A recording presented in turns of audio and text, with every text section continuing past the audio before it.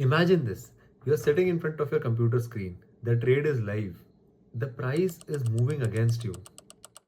In your head, you know what you have to do. But in the heat of the moment, your hand doesn't move. Or worse, it moves too fast. You either exit the trade too early or you move your stop loss just because you are afraid to be wrong. In my last video, we talked about why we panic. But today we are going to talk about the system that fixes it. Because knowing why you're sinking doesn't save you from drowning. You still need a life jacket. Let's look at trading like a simple business. Imagine you own a grocery store and you sell tomatoes.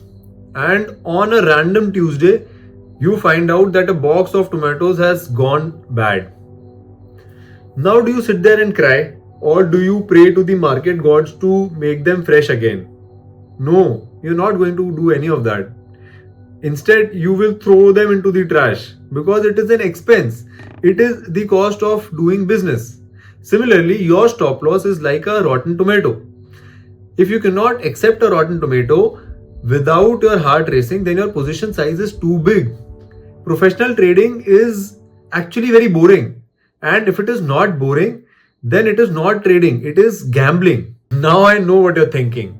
Hey Abhishek, I know it's just a rotten tomato, but I still can't let go. And my question to you is that why? It is because our ego hates being wrong. And I have done a deep dive into this specific feeling in my video where I talk about why being right feels so good and it still ends so badly. In this video, I explain how our brains treat financial loss like a personal attack. If you cannot press that sell button on a losing trade, then you really need to watch that video next. It explains how our own brain makes us sabotage our own success just to protect our pride.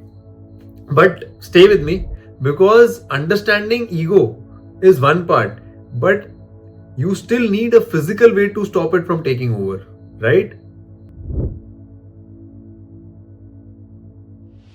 And this is where comes the 3-step checklist. I use this checklist in my own trading. Number 1 on this checklist is, where is my exit? Consider you're walking down a path that leads to a lake. Somewhere down the path you see a dead end sign. That sign is your exit. Similarly, in trading, the price hitting a certain level is your dead end sign. You decide where that sign is before you start trading for the day. Number 2 on the checklist is, can I afford this rotten tomato? This is basically about the risk that you are going to take in a trade.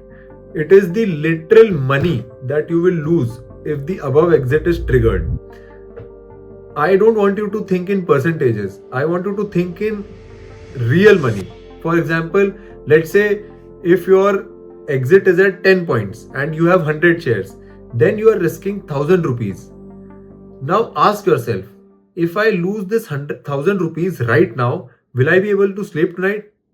And if the answer is no, then you must reduce your position size until it feels like a small expense and not like a disaster that you cannot handle. Number 3 is whether my stop loss is placed in the system or not. This is basically about ego. It is the difference between a hard stop loss and a mental stop loss, because you cannot trust your brain when you are losing money. Consider an alarm clock placed beside your bed. You are most likely to hit the snooze button if it is placed beside your bed. But if the same clock is kept across the room, then you are more likely to get up. Similarly, in trading, stop loss is like placing your alarm clock across the room. It will shift the decision from your emotional brain and give it in the hands of the computer.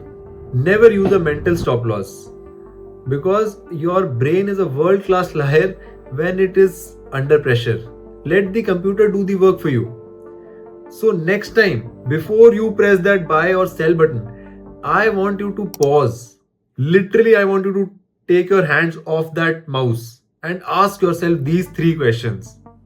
and stop trying to control the market and start controlling the only thing that actually moves the needle, the human variable, that is you yourself. If this video resonated with you, then share this video with at least 2 people, because knowledge grows when it is shared.